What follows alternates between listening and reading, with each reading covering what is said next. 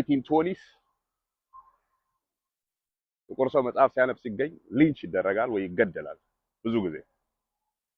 ስለዚህ በዛ ጊዜ የነበሩ እንደ የኛ ሂሮዎች ሞስት ኦፍ ዩ የማታውቁት እንደ ፍሬድሪክ ዳግለስ አይነቶቹ ላይፋቸው ሪስክ አድርገው አንበው አጥንተው ኢንላይትንድ ሆነው ሞስት ፓወርፉል ኢንፍሉዌንሻል የሆኑ ሰዎች ሆኖ ነበረ ባክ ኢን ዘ ዴይ ማለት ነው።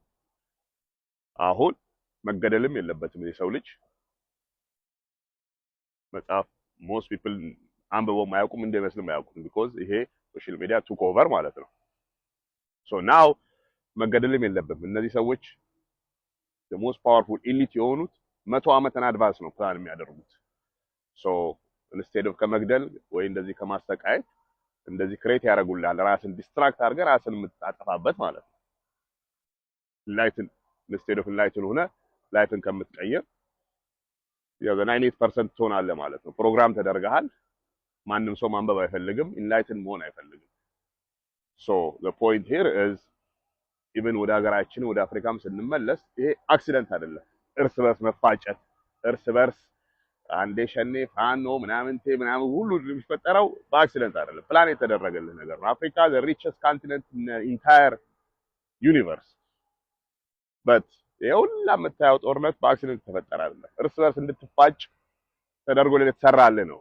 አይንን ትንሽ ከፈት አደረገህ ኢንላይትን ሪድ የድሮዎቹን ሂስትሪዎች አፍሪካ ውስጥ ምን እንደተደረገ ቆንጆ ሊደሮች ሲመጡ ለህዝባቸው የሚያስቡ ሊደሮች ሲመጡ እንዴት አድርገው ኢሊሚኔት እንደሚያደርጋቸው እንዴት በህዝብ እንደሚያስወግዟቸው ይሄ በአክሲደንት የተፈጠረ ነገር አይደለም።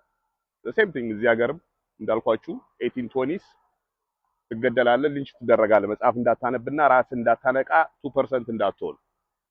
አሁን you don't have to do that because መጽሐፍ ማለት ብዙ ሰው አለርጂክ ነው። አካባቢ መጽሐፍ የለም።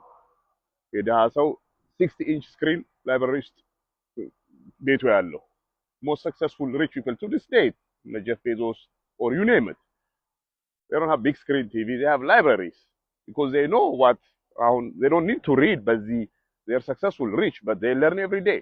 You have to be that. So not only የኛ አይነት ቢጤው አያነብም አሁንማ እርስ በርስ እንዲጋደል አድርገውታል። so they win forever. Enlighten yourself, learn, join our community, join the movement, better things, better life. የተሻለ መንገድ አለ. It's not always grind. Yeah man.